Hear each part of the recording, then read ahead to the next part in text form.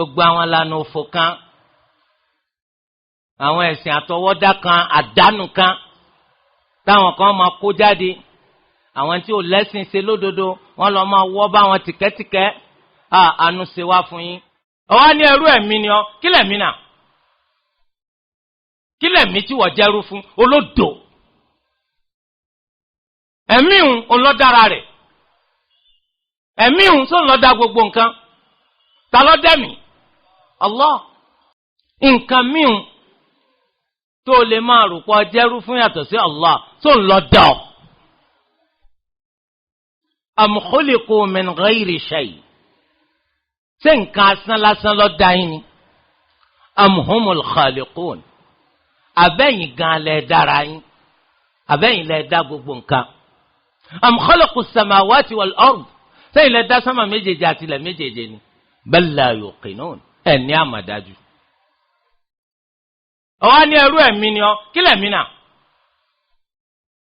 Kí lẹ̀mí tí wọ́n jẹ́rú fún? Olódò. Ẹ̀mí òun olọ́dára rẹ̀. Ẹ̀mí òun tó ń lọ dá gbogbo nǹkan. Ta ló dẹ̀mí? Allah. Torí ẹ̀tọ́ bá ti kọ̀ láti jẹ ẹrú sìn fún Allah, ntòlúwa dá lọ́padà máa sìn, ó di ọ̀sẹ̀ bọ̀. Gbogbo àwọn lànà òfò kan,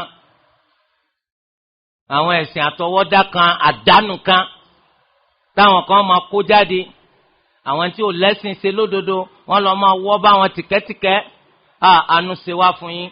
Ọmọ Jahannama máa pọ̀ o. Ọmọ Jahannama pọ̀ kọjá ọmọ àlìjánná púpọ̀ púpọ̀.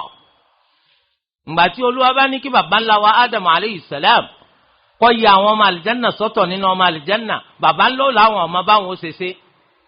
Allah ní nínú 1000 ẹ máa mú kan lọ sí àlìjánná, 1000 dín kan lọ sí Jahannam. Nítorí ẹ̀ wọ́n á dáadáakúdá kan lẹ̀, gbogbo yín rọ́ lọ́ọ̀bẹ̀.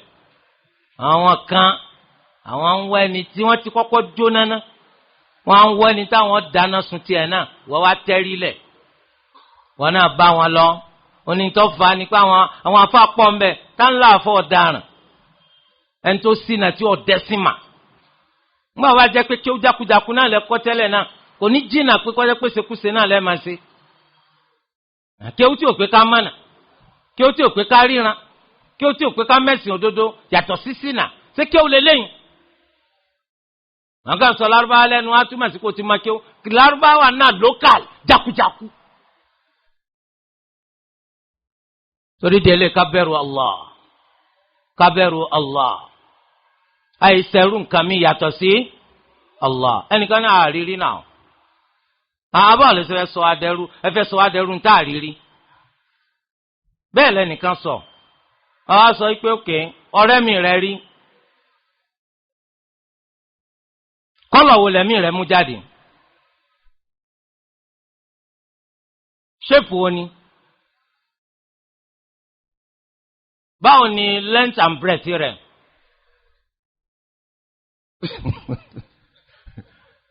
Bọ́ọ̀lù wúwo tó? Inú agbárí rẹ̀ lọ́wọ́ àbí kùn rẹ̀? Allahu akbar. Olódò gidi ni wá jàmá. A sì gbà pé mi ń bẹ lára wa la fi ń sẹ̀mí báyìí. Níjọ́ tó kù bá kú, kí ni wọ́n yọ lọ? Etí ń bẹ ń bẹ, ojú ń bẹ ń bẹ, imú ń bẹ ń bẹ, ẹnu ń bẹ ń bẹ, ikùn ń bẹ ń bẹ, ẹsẹ̀ ń bẹ ń bẹ, ẹ̀mí ti kú. Ńbo lọ gbà? Ìwọ tó ọ̀dára ẹ̀ mà. Ọ̀há ní tó ọ̀bá ti rí nǹkan kan kò sí, a jẹ́ pé wọ́n gan ò sí. Ó sí rárá rárá. Torí Allahu ló dá wa o. Àwọn òṣèyẹ méjì nípa pé Allahu ń bẹ. À ń sì ń pè à ń bẹ, wàláhì àdúrà wa ń gbà.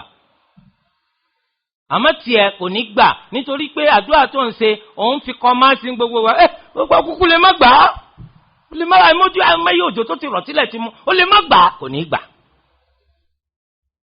Torí pé wọ́n gan fúnra rẹ̀ ó ti sánà kọ́ má gbà. Ànábì sallallahu alayhi wa sallam ó ní Allah máa gbàdúrà ẹnìkan nu ìlópin ìgbà tí ó bá ti kanjú. Àwọn sàhábà níbò ní kíkanjú. Ó ní kó sọ pé mo ti pè kò jẹ́ mi. Àdúrà rẹ̀ ò ní gbà. So ṣùgbọ́n wàláhì àdúrà ń gbà. wàláhì àdúà ń gbà. amman yujibul mudtarra idha da'a wa yakshifu as-su'. tani máa dá ẹni tó wà nù pọ́njú lóhùn tó bá pè. talẹ́ni tí máa gbé ìpọ́njú àtàbùrú kúrò. Allah. torí di eléyìí ẹ jẹ́ ká máa pè é òun náà lẹ́lẹ́dàá wa.